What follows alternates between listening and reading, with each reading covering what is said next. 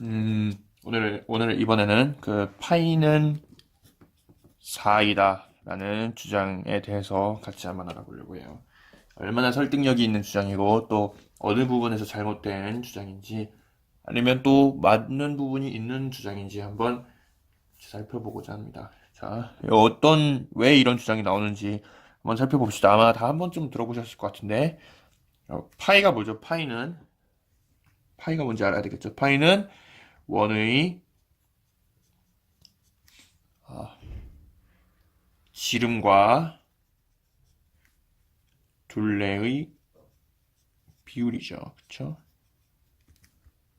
원의 지름과 둘레의 비율입니다. 그래서 원의 지름이 r이다. 그러면은 둘레는 파이 r이다. 이렇게 되는 거죠. 그쵸? 자, 그러면은 이런 원이 지름이 1인 원이 있다고 해봅시다. 그쵸? 그러면 여기에 이렇게 정사각형을 그리면 첫 번째 이 정사각형을 제가 A1이라고 부를게요. 그럼 이 정사각형의 둘레는 4겠죠. 그죠? A1의 둘레는 4다. 요거를 제가 L, A1 이렇게 쓸게요. A1의 길이다 이런 뜻이에요. 4겠죠. 그죠?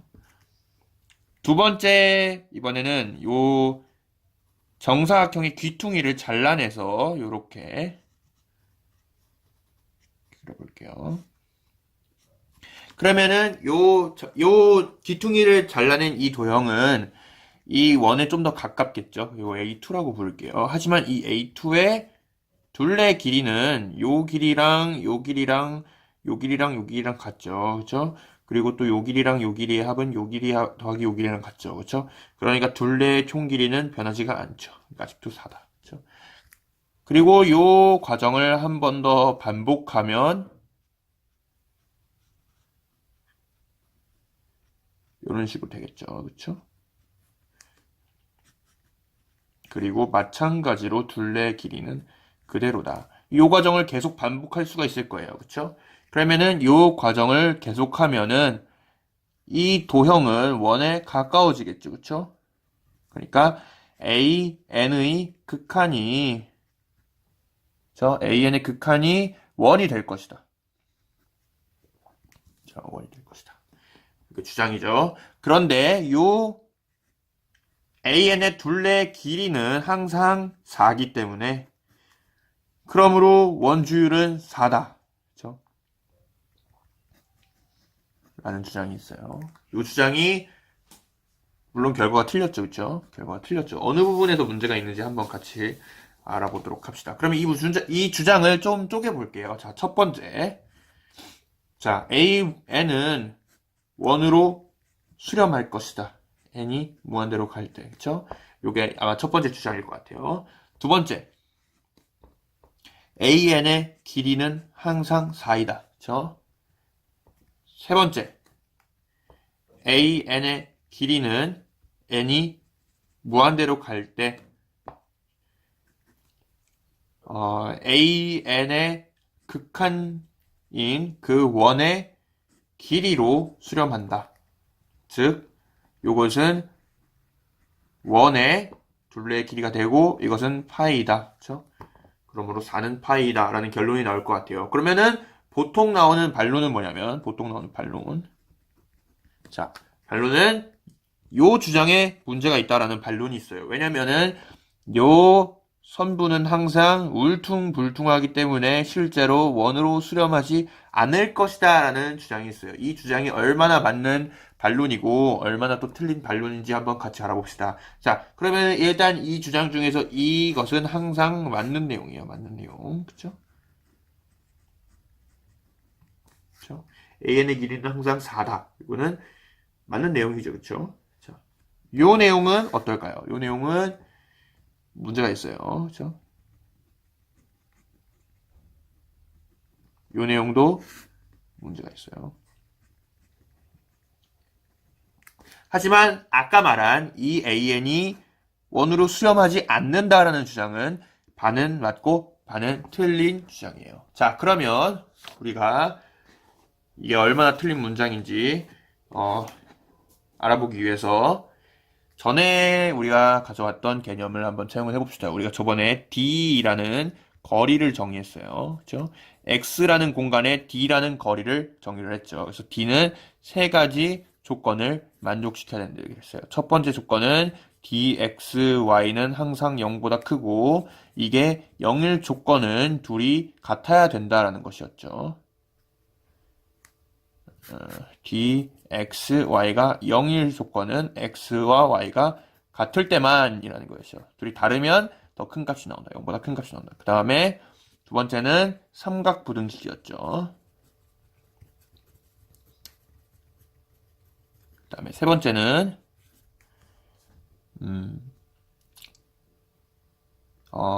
dxy가 dyx에서 같아야 된다라는 조건이 있었어요. 자, 그러면은 우리가 x와 d를 정의를 해봅시다. 먼저 우리가 궁금한 공간은 도형들의 공간이죠. 그렇죠? 왜냐면 우리는 이런 사각형으로 이렇게 각이진 도형이 실제로 원으로 수렴하는가를 알고 싶기 때문에 그렇죠? 이러한 도형들이 들어있는 공간을 우리가 x로 놓을 겁니다. 그래서 x를 뭐라고 놓을 거냐면 x는 우리가 관심 있는 x는 0,1이라는 구간에서 R2로 가는 연속 함수들의 집합을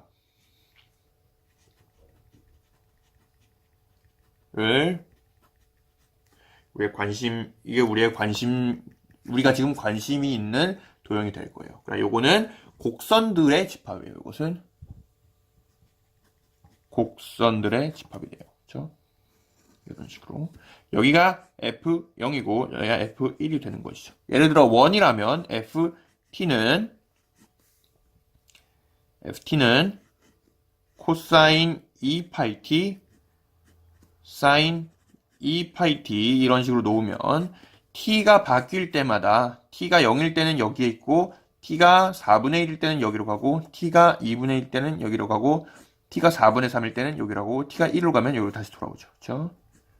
요런 곡선이 됩니다. 그렇죠? 그리고 예를 들어 요 정사각형 같은 경우에도 우리가 식을 세울 수가 있겠죠. 그렇죠? 예를 들어 뭐 FT는 구간을 나눠야 되겠죠, 이번에는. 그렇죠? T가 0과 4분의 1 사이일 때는 여기서 여기까지 움직이는 직선이 되겠죠. 그러니까 2분의 1, 마이너스 2분의 1 플러스 4t가 될 거예요. 그렇죠? 그 다음에 뭐 4분의 1에서 t가 2분의 1까지는 이번엔 요게 되겠죠. 그렇죠? 그러면은 y는 2분의 1로 고정이 되어 있고 x는 뭐 t에 대한 어떤 1차식이 될 거예요. 그렇죠? 어떻게 쓸 수 있을까요? 1차식을.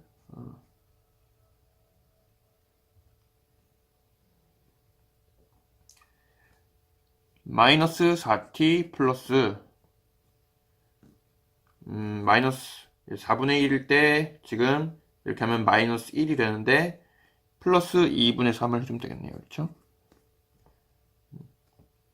그 다음에 2분의 1 t에서 4분의 3까지는 또 이번에는 요게 되겠죠. 그러므로 마이너스 2분의 1, 마이너스 4t 플러스 이번에는 2분의 1일 때 t가 2분의 1일 때 여기죠. t가 2분의 1. 그러니까 여기가 t가 0이고 여기가 t가 4분의 1이고 여기가 t가 2분의 1이고 여기가 t가 4분의 3이죠. 그쵸? t가 2분의 1일 때는 요게 마이너스 2니까 플러스 2분의 5를 해주면 되겠죠. 그쵸? 마지막으로 t가 4분의 3과 1 사이일 때는 y가 마이너스 2분의 1이죠. 이번에는 요게 되는 거죠. 그쵸? 그 다음에 4t 4분의 3일 때 마이너스 2분의 1이 나와야 되니까 마이너스 2분의 7이 되겠네요. 그쵸? 이런 식으로 하면 요 정사각형이 나오죠. 그쵸? 자, 그러면 우리는 이제 x를 정의를 했어요. x는 이런 곡선들의 모임이다. x는 이런 곡선들의 모임이다. 그럼 두 번째로 해야 될 건 뭐냐면 어떤 두 곡선이 주어졌을 때 얘와 얘 간의 거리를 어떻게 정리할 것인가. 요것도 함수고 요것도 함수인데 요 두 함수 간의 거리 d 여기 잘렸네요. 저 이렇게 했습니다. d f g를 어떻게 정의할 것인가 라는 게 우리의 두 번째 문제가 될 거예요. 자, 어떻게 정의하는지 한번 봅시다. 자, 그러면은 여기에 이렇게 F라는 곡선이 있고 여기 G라는 곡선이 있어요. 그러면 먼저 이 한 점에서 이 G까지의 거리를 재고 싶어요. 그러니까 이 한 점은 어떤 F, T겠죠. 그쵸? T는 어떤 0과 1 사이의 실수고요. 그쵸? 그러면은 여기까지의 거리를 재고 싶다. 그러면은 이렇게 가장 짧은 선분을 하나 그어요. G까지. 그러면은 그게 이 점에서 G까지의 거리라고 할 수 있겠다. 그러니까 FT에서 G까지의 거리는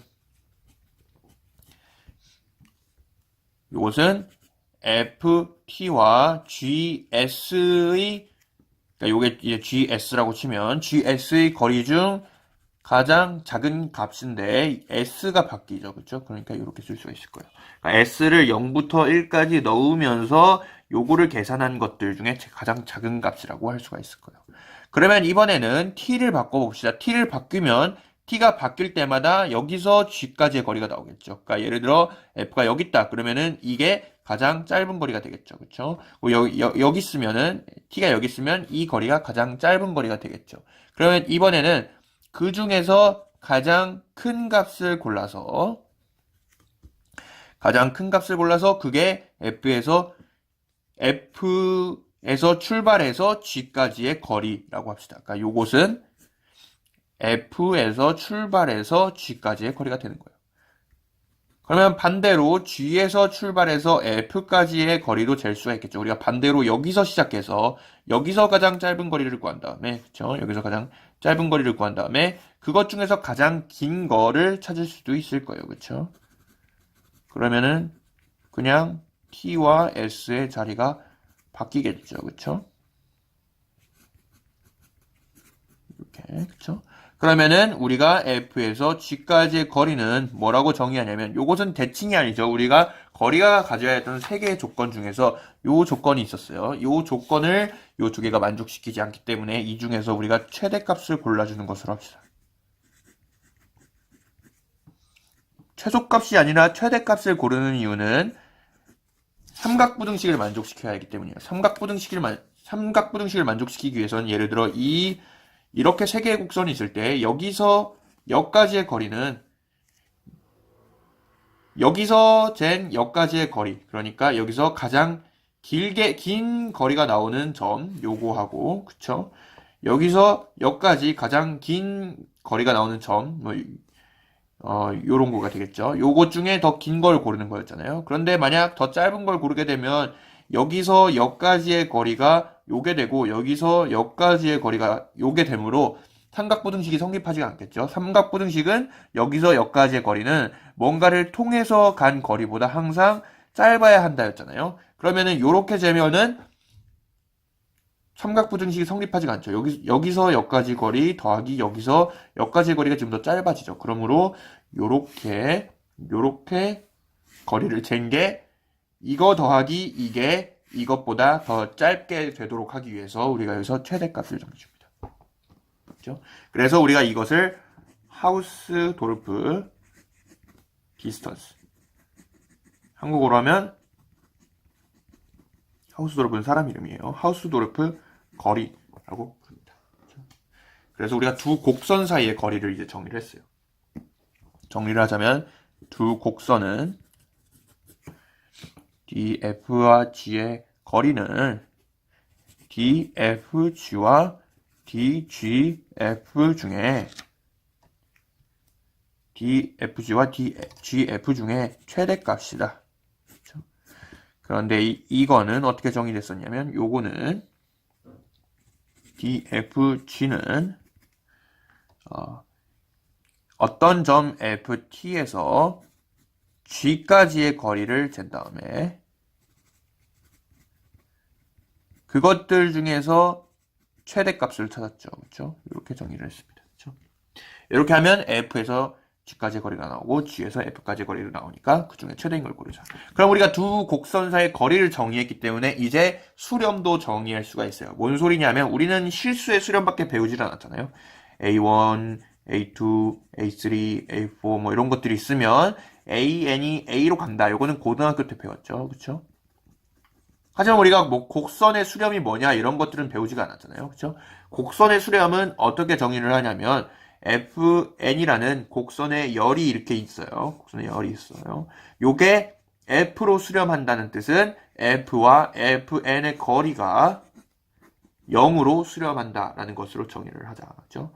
그러니까 이 최종적인 이 여기로 예를 들어 이 곡선의 열이 수렴한다. 이건 F1이고 이게 F2고 F3고 얘네들이 요거로 수렴한다는 것은 얘와 얘 거리, 얘와 얘 거리, 얘와 얘 거리가 점점 0에 가까워진다는 것으로 정의를 하자라고 약속을 하는 것이에요. 이렇게 하면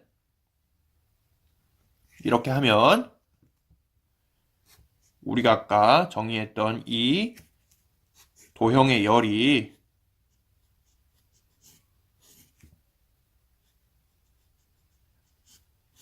실제로 원으로 수렴을 하게 됩니다. 그러므로 아까의 반론은 틀린 내용이 되는 거죠. 그러니까 D를 만약 여기서 거리를 하우스도르프 거리로 줬다면 이것은 참이 됩니다.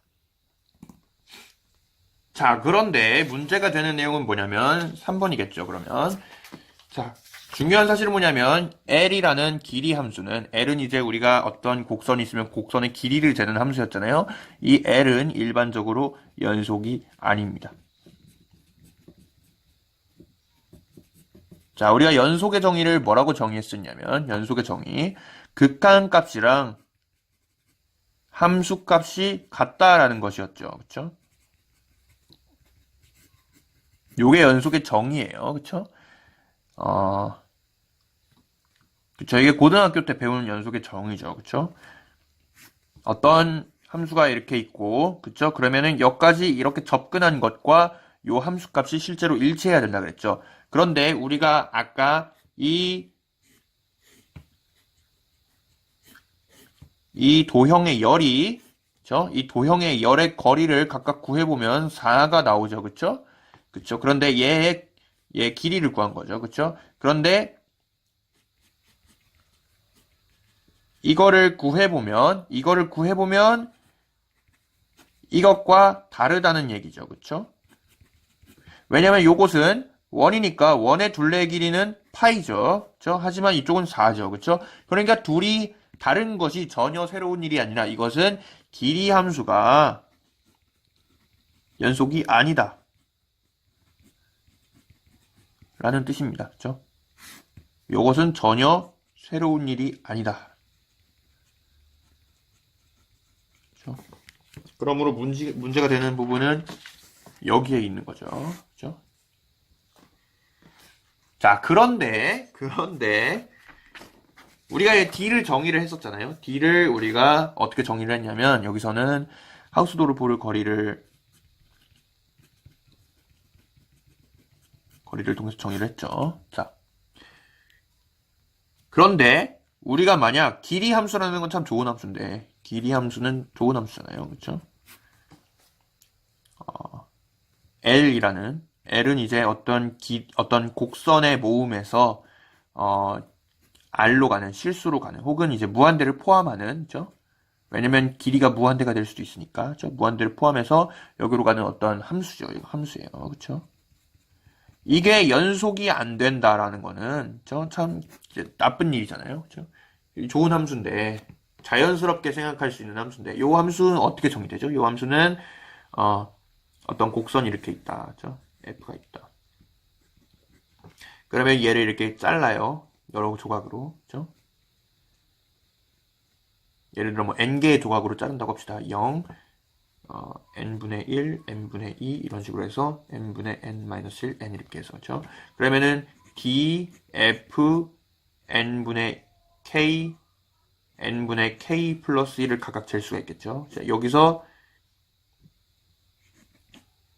여기서 여기까지의 거리, 여기서 여기까지의 거리, 여기서 여기까지의 거리, 요런 거를 각각 잴 수가 있겠죠. 그렇죠? 그렇죠? 그러면은 요것들을 전부 다 합하면은 K를 이제 1부터 N, 0부터 N-1까지 바꾸면서 전부 다 합하면 이 곡선의 길이에 근접하게 되겠죠. 그러면 요거를 N을 극한을 보내주면 이게 길이가 될 거예요. 그쵸? 길이가 될 거예요. 요건 연속이 아니라는 건 참 기분이 나쁜 일이잖아요. 그래서 우리가 만약 D를 다르게 정의하면, 자, D를 다르게 정의하면 수렴이 또 다르게 정의되겠죠. 그렇다면은 L을 연속으로 만들 수 있지 않을까.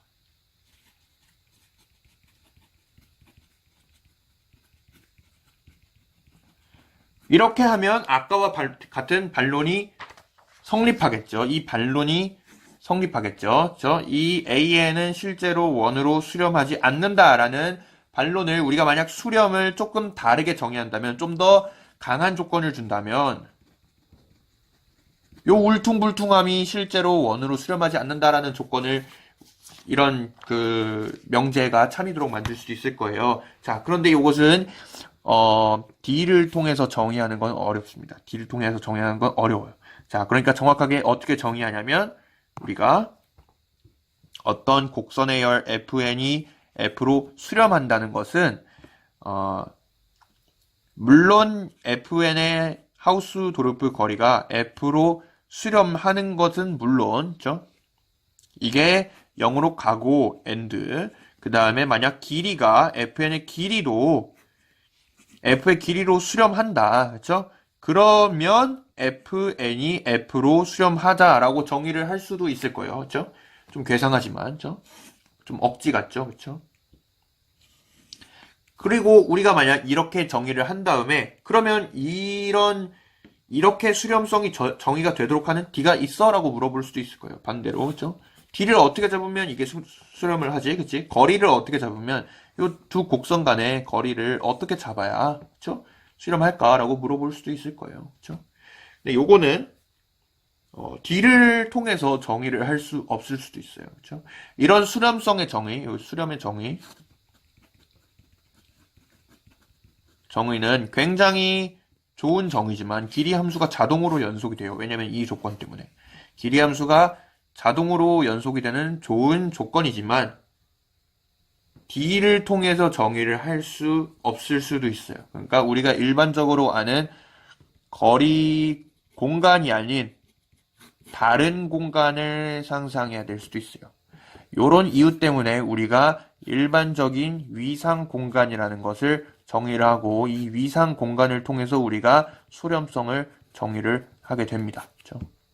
요런 내용에 대해서는 그러니까 다음 시간에 더 자세하게 다룰게요. 자, 또 다른 얘기를 해볼게요. 자, 다시 원래 문제로 되돌아가 봅시다. 자, 그래서 알겠어요. 이게 참이 될 수도 있고 거짓이 될 수도 있다. 이 수렴을 어떻게 정의하냐에 따라서 참이 될 수도 있고 거짓이 될 수도 있구나. 그런데 이번엔 다른 얘기를 해볼게요. 자, 이 길이 함수를 제가 아까 정의를 했잖아요. 길이 함수는 여기다 다시 쓸게요. 길이 함수 L은 어떻게 정의되냐면,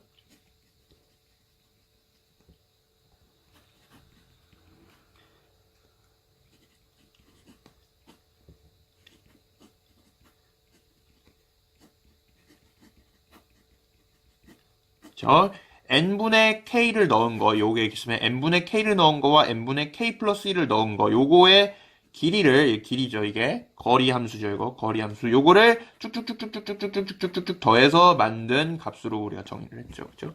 n은 이제 구간의 개수니까 요거를 계속 줄이면은 굉장히 조그매지겠죠.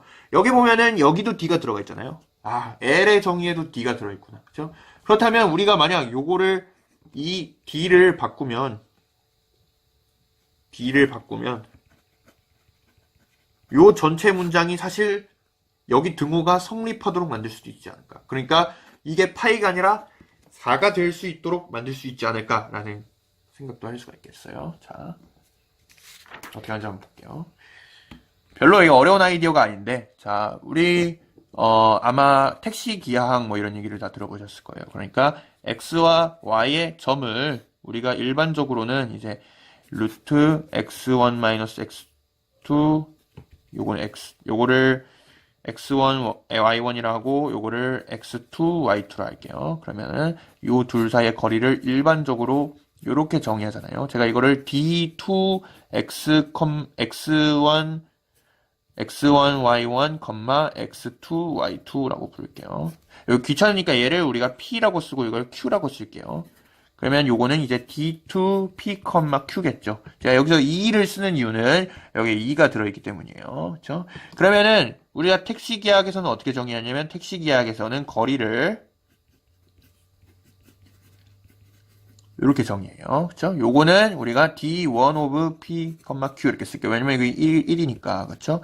그럼 마찬가지로 우리가 dn of p, q가 어떻게 정의되는지도 우리가 예측을 해볼 수가 있겠죠. 얘는 x1 마이너스 x1 마이너스 x2의 절대값을 해서 n승을 한 다음에 2를 더한 다음에 얘를 n 제곱근을 하는 것으로 정의가 돼요. 1, 2, 3, 4에 대해서 이런 거리들을 항상 정의를 할 수가 있어요. 중요한 얘기가 아니고요. 아무튼 이렇게 택시 기하 거리를 통해서 정의를 하고 나면 곡선의 길이의 정의가 바뀌어요. 그쵸? 그리고 하우스도르프 거리도 바뀌어요. 그죠? 하우스도르프도 우리가 두 곡선의 길이를 정의할 때 이 점에서 이 점까지 거리를 길이를 통해서 그 중에 뭐 최소값을 먼저 찾고 이것 중에서 최소값을 먼저 찾고 그 다음에 이 점을 바꾸면서 최대값을 찾고 그거를 얘에서 얘까지 거리를 정의한 다음에 반대로 얘에서 얘까지 거리도 찾아본 다음에 둘 중에 최대값을 우리가 하우스도르프의 거리로 하자라고 얘기를 했잖아요. 그렇죠? 그러면은 요 D의 정의를 바꾸는 순간 하우스도르프의 거리의 정의도 바뀝니다. 하지만 다행히도 그래도 이 도형의 열은 요 A1, A2, A3 요 도형의 열은 여전히 이 원에 수렴해요. 그렇죠? 그러므로 요것은 아직도 참이다. 그렇죠? 1번 주장은 여기서 1번 주장은 택시 기하학에서 참이다.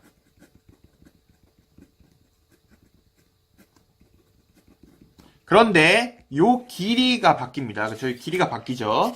자, 그러면 원주율의 우리가 정의를 어떻게 썼냐면 원주율의 정의는 원의 반지름 분의 원의 둘레 이렇게 정의를 했어요. 요게 바로 원의 길이죠. 그쵸? 이 원이라는 도형의 길이죠. 그런데 우리가 이 원이라는 도형의 길이를 어떻게 정의했냐면 이런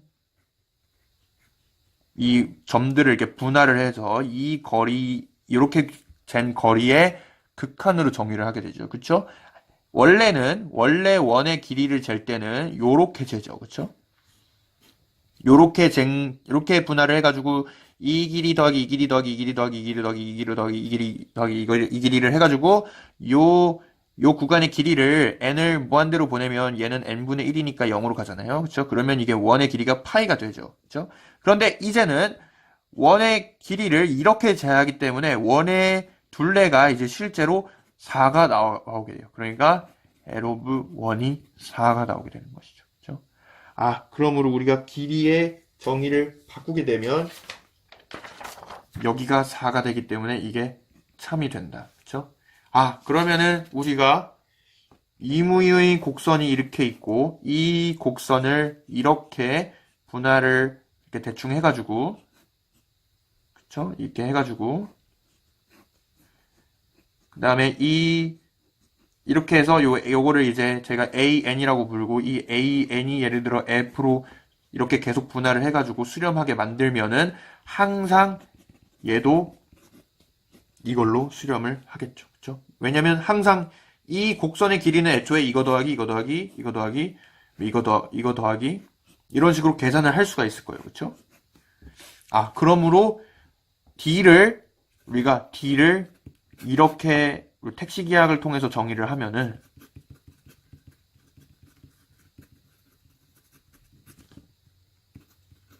아까 불연속이었던 L이라는 함수가 이번에는 연속이 되죠. 그렇죠? 그러므로 우리가 똑같아 보이는 함수가 우리가 이 D라는 것을 어떻게 잡냐에 따라서 연속이 바뀔 수도 있죠. 그렇죠? 연속이었던 게 연속이 아니게 될 수도 있고 연속이 아니었던 게 연속이 될 수도 있고. 그렇죠? 그러면은 우리가 연속 함수라는 것을 다루기 위해서 연속 함수라는 걸 더 엄밀히 다루기 위해서 우리가 D라는 것을 어떻게 정의할 것인가. 그리고 아까 제가 위상 공간에 대해서 얘기를 했었죠. 위상 공간. 그쵸? 만약 위상 공간을 어떻게 정의하냐에 따라서 연속 함수가 바뀔 수도 있구나. 그러면 우리가 뭐 고등학교 때 또는 해석학 때 했던 뭐 연속 함수의 정의가 더 이상은 엄밀하지 않다. 그쵸? 라는 것을 우리가 깨달을 수가 있어요. 이 정의를 통해서 우리가 극한을 통해서 연속을 정의하는 것과 다르게 위상 공간에서 더 간단한 연속 함수의 정의를 찾아볼 수가 있을 거예요. 우리가 조만간 뭐 열린 집합, 닫힌 집합,